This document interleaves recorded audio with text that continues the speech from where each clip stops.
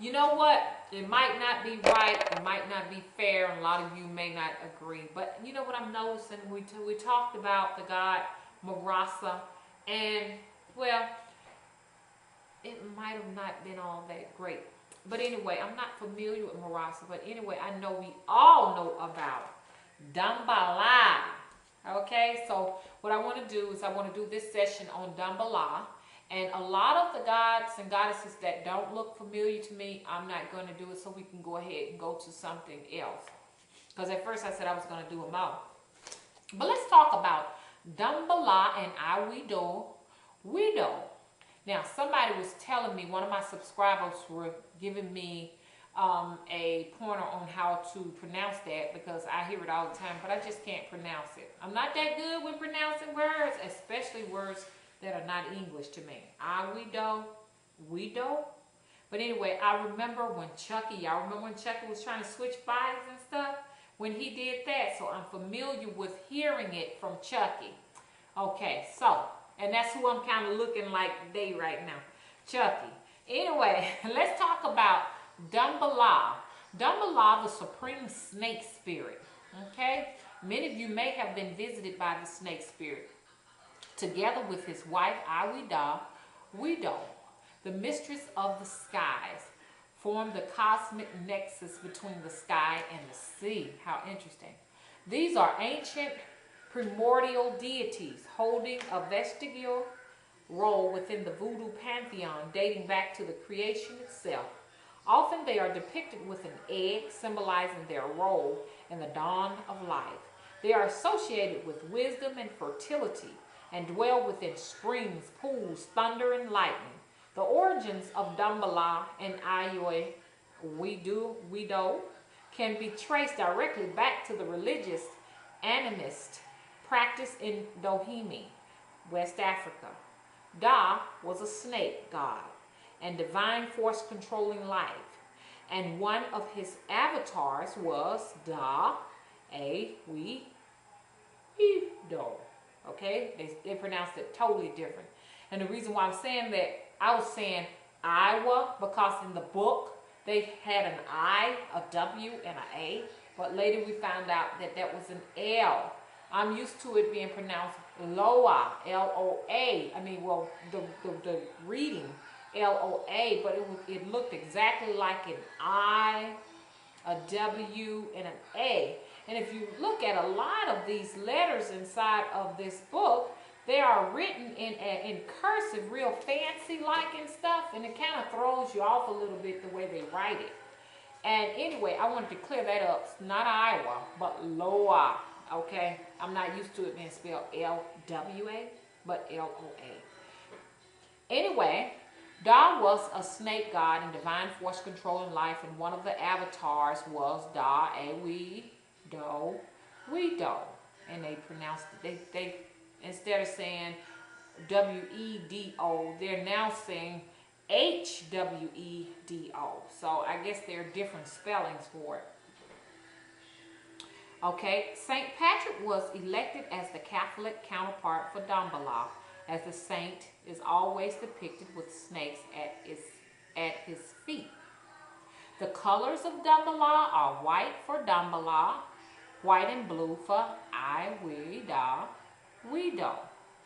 Symbols are snakes and eggs for Dambala, rainbow for Wido, white packet Congo for both. Offerings, white chickens, white eggs, rice, and milk.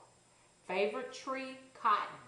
Catholic counterparts, St. Patrick for Dambala, Our Lady of the Immaculate Conception for Wido. Okay, I want y'all to see it. I think this is so pretty. Check this out. But anyway, I want y'all to see it. Somebody makes some real cute little dolls. I like those. Those look like those reborn dolls. You can get those from the thrift store, guys.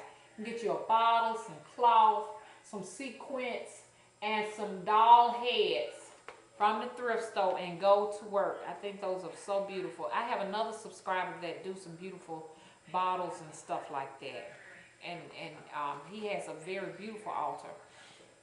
Okay, the creation myth of Dambala and Wido. I'm hoping I don't have to say that again, but I guess I'm going to have to keep doing it. Okay? Okay, let's see how much time we got here. I think we got a little bit of time. Sorry to waste time there. The creation myths of the Dumbala and the Weedo. I made myself say it again. In the beginning, there was a vast serpent whose body formed 7,000 coils beneath the earth, protecting it from descent into the abysmal sea. Then the titanic state began to move and have its massive form from the earth to envelope the sky. It scattered stars in the firmament and wound its taut flesh down the mountains to create riverbeds. It shot thunderbolts to the earth to create the sacred thunderstones. Okay. From its deepest core, it released the sacred waters to fill the earth with life. As the first rains fell, a rainbow encompassed the sky, and Dumbala took her Weedo as his wife. The spiritual nectar that they created reproduces through all men and women as milk and semen. The serpent and the rainbow taught humankind the link between blood and life, between menstruation and birth, and the ultimate voodoo sacrament of blood sacrifice. Kind of similar to like what they do during commune with the blood and the little white wafers that they give us and stuff to represent the blood and the bone of Jesus Christ. But I think they really did that to represent the menstruation of the woman, but they don't really want to tell us that. Ceremonial possession. When celebrants are written by Dumbala, they fall to the floor, writhing and undulating like serpents and darting their tongues in and out. Often during possession, celebrants will be impelled to climb up the poto mitten in the center of the temple, which is usually decorated with coral snakes as a homage to Dumbala. The Asan, the priest, most powerful tool, contains snake vertebrae, which provide the rattling noise that represents the voice of the divine serpent. It is often Dumbala that appears to people in dreams, encouraging them to take up the Asan and become priests. Okay. Customs and celebration. There is a yearly pilgrimage in Haiti to Sot Dia, a stunning waterfall that exudes a mist crisscrossed with minute rainbows. The pool into which the water pours is the domain of Dumbala and other aquatic deities. The day of pilgrimage and celebration, July 16th, is shared with Ursula Frida, who appeared as the Virgin Mary nearby. The pilgrims pray and bathe in the holy waters on the Cascades, often becoming possessed by Dumbala. Small offerings and candles are left on the branches of the trees that surround the falls. Okay, let's do the song for Dumbala. And I don't know the rhythm, but it says the spirits work in the water. It's Dumbala. The spirit works in the water. It's Dumbala. Papa Dumbala is the spring. Papa Dumbala is the spring. And here are some little photos that they give us. And I would like for you all to see this. And this is the end of Dumbala.